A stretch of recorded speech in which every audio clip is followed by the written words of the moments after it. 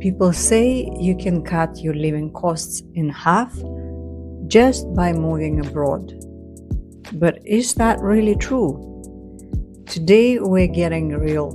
We're comparing Toronto and Vancouver to 6 popular relocation destinations, looking not just at rent and daily expenses, but also at visas, relocation costs, insurance, medical bills, and the hidden trade-offs.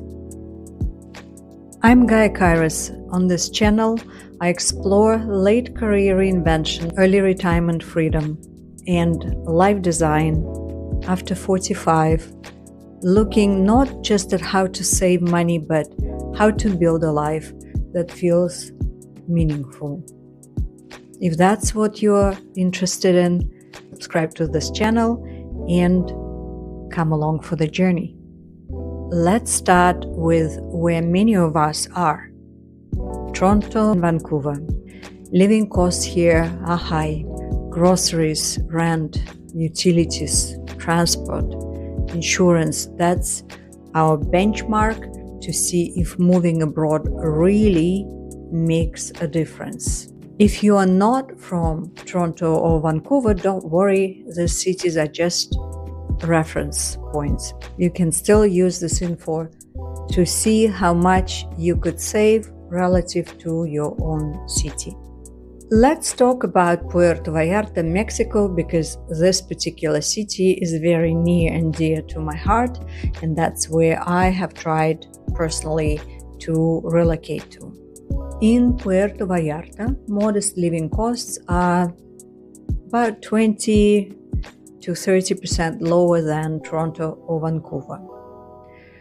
But visas, residency paperwork cost real money and time, and shipping your stuff or buying furniture that suits your taste adds up. Expats love the beaches, the healthcare, and an expat community. But watch out for hurricanes, crowds, occasional safety concern. Bali, Indonesia. Bali can be 40 to 45% cheaper, especially outside of touristy areas. The question is, do you really want to live that type of lifestyle? People love the scenery, wellness lifestyle, and strong expat networks. It is somewhat a younger crowd than in Puerto Vallarta, but you still have a good mix of people. It is mostly retirees who live in Puerto Vallarta. Therefore, if you're a younger person, you might find it not very exciting. Issues with Bali: the traffic is very bad. Public transport is almost non-existent. Visas require runs or agents, and healthcare for serious issues may require trips to Jakarta or Singapore. Chiang Mai, Thailand.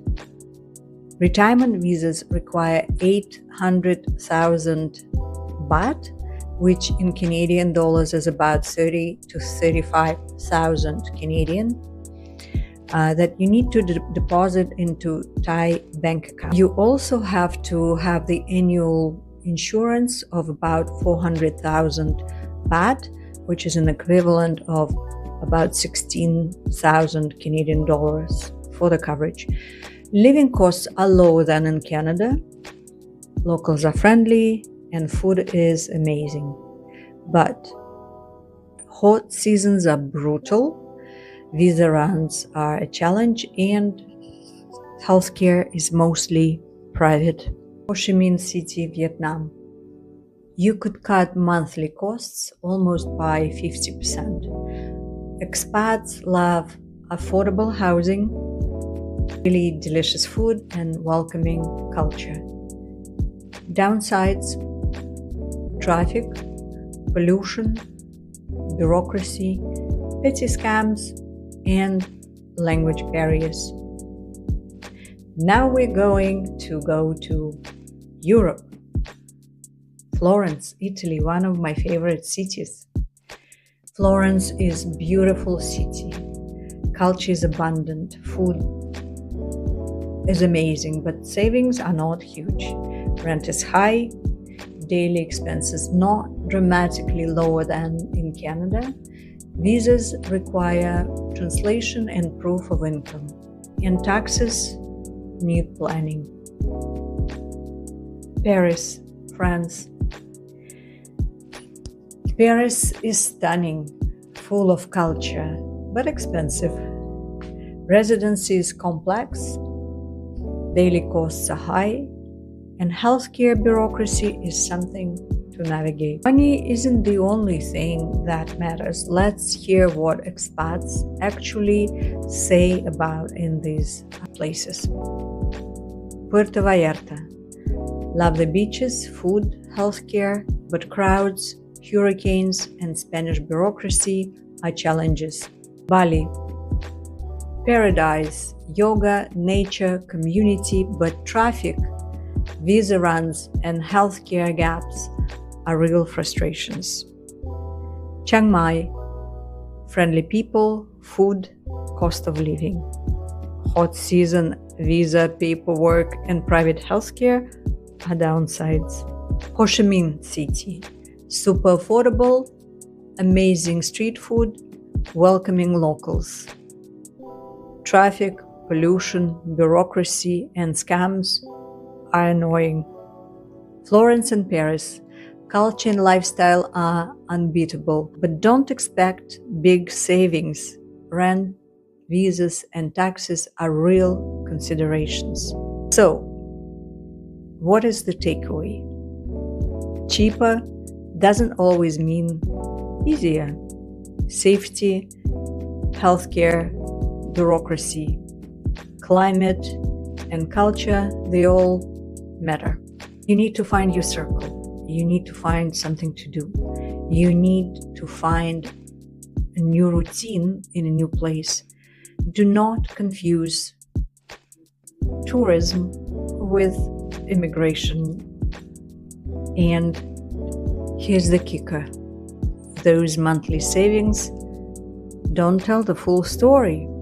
Visa deposits, relocation costs, lifestyle trade-offs mean geo arbitrage doesn't work equally for everyone. Next week, we'll break down who actually benefits most: low income, median income, and retirees. And we'll crunch the numbers so you can see when it really makes sense. If you want to follow this journey and see which moves are actually worth it for people reinventing their lives later in their careers, hit the subscribe and turn on the notifications. And tell me in the comments if you're already considering a move, what's your biggest fear? Let's talk about it. See you next week.